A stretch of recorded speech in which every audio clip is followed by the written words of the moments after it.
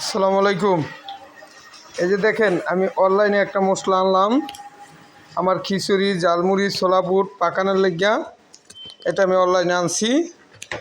এখন খুলবো, খুললে আপনাদেরকে দেখাবো যে আমি কী মশলা দেওয়া খালি একসাথ তবে কি বেশি লাভ করি,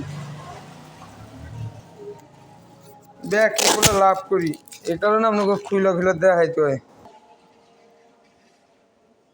তো এই যে সেই মশলাটা আমি আনলাম, এই যে দেখেন মশলাটা অর্ডার দিয়ে আনাইছি অনলাইনে। তো ওই যে ময়মুরব্বী কথা আছে, কয় কি নিরাইলো ছড়া, না নিলে আইলো ছড়া। এই যে সেই মশলাটা বিভিন্ন ধরনের আইটেম দিয়ে মশলাটা তৈরি করা।